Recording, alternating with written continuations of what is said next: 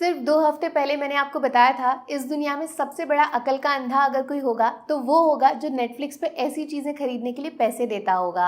लेकिन अब पता चला ये बीमारी बहुत दूर तक जाती है। वो तो फिर भी 2 घंटे में खत्म हो गया था, अब ये लोग 7-8 घंटे वाला महा टॉर्चर ढूंढ के लाए हैं। द रॉयल्स कहने के लिए एक वेब सीरीज है बट एक्चुअली में कुछ और नहीं, एकता कपूर की गंदी बात का महंगा बजट बड़े एक्टर्स वाला एक्सपीरियंस है। चेहरे बदल गए हैं, सेट्स बदल गए हैं, होटल अब महल बन गए हैं, लेकिन हरकतें वही हैं। कंफ्यूज हो जाओगे, डायलॉग ज्यादा लिखे गए हैं या कपड़े ज्यादा उतारे गए हैं। मतलब इतनी ज्यादा फालतू चीजें हैं इस शो में कि समझ नहीं आता कहानी के बीच में अडल्ट सीन्स हैं या फिर अडल्ट सीन्स के बीच में कहानी है। बाकी आपको पता ही है नेटफ्लिक्स के हर शो का एक फिक्स पैटर्न होता है। एक अमीर लड़का गरीब लड़की के प्यार में होता है, दूसरा लड़की विद लड़की, लड़का विद लड़का, सेम जेंडर में कनेक्शन होता है, तीसरा एक औरत को पावरफुल दिखाना होता है, उसके पति के अलावा बाकी मर्दों से इलू इलू करना होता है और इसमें उसके बाकी परिवार को भी शामिल होना होता है। और हाँ, सबसे बेस्ट वाला क्लाइमेक्स में इन सारी चीजों को एकदम सही बताना है। जो कोई इसको गलत बोले उसको गवार गवार चिल्लाना होता है। लो बन गई नेटफ्लिक्स की सीरीज। देखो ये शो भले ही परिवार के बारे में है बट गलती से भी फैमिली के साथ मत देखना, बल्कि मैं तो बोलती हूँ अकेले भी मत देखना,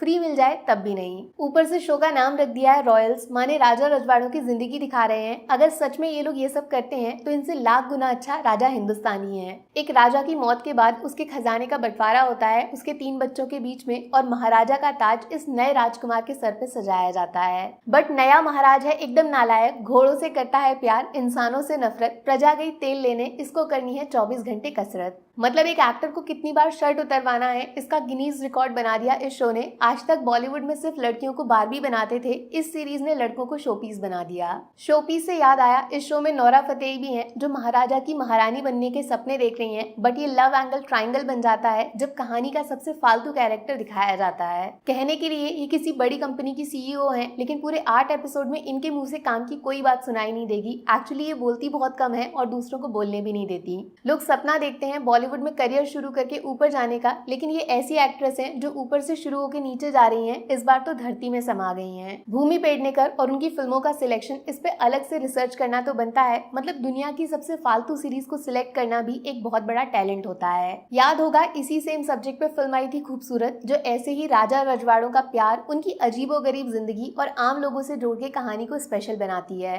सोचो कितनी अच्छी फिल्म बनाई थी वो कि सोनम कपूर जैसी एक्ट्रेस भी एकदम परफेक्ट लग रही थी और उस फिल्म का एकदम उल्टा कर दिया है इस नई वेब सीरीज ने। हर एक्टर खराब लग रहा है। इतनी अच्छी कास्ट है, ऐसे लोगों को साथ लेकर आना फिर उनसे जानबूझ के दबा के ओवर एक्टिंग करवाना, मतलब देखने वाले के दिमाग में छेद हो गया। तो जो अच्छा काम कर सकता है ये सब करते वक्त उसका हाल कैसा हुआ होगा सोच के भी डर लगता है। सीधा बोलूं, रोमांस, अडल्ट सीन्स, गंदी बात, फैशन शो, सेम जेंडर प्यार, इन सबको आपस में मिला के खिचड़ी बनाई जाती है जो 8 एपिसोड तक सबको खिलाई जाती है। थोड़ा स्टाइलिश बनने के लिए इंग्लिश म्यूजिक है, इंग्लिश एक्टर्स भी हैं, लास्ट में कुछ सेलिब्रिटीज भी आएंगे, लेकिन ये सब मिलके इस शो को बचा नहीं पाएंगे। 5 में से 1 स्टार मिलेगा, वो भी सिर्फ इस इंसान की वजह से जो इतने खराब शो में भी एक्टिंग की कोशिश कर रहे हैं। और हाँ, महल वाला माहौल बढ़िया है, पैसा दिख रहा है। नेगेटिव्स जीरो, स्टोरी कहानी है ही नहीं, दूसरा फोर्स्ड अडल्ट सीन, तीसरा अच्छे एक्टर्स की एकदम घटिया एक्टिंग, चौथा 8 एपिसोड तक शो को रबर की तरह खींचना जबकि पूरा कंटेंट 1 एपिसोड में खत्म हो सकता था। किसी चीज को देखकर आपको ऐसा लगा है इससे खराब और क्या ही हो सकता है? Challenge accepted. नेटफ्लिक्स है तो मुमकिन है, बच के रहना। Take care, bye bye.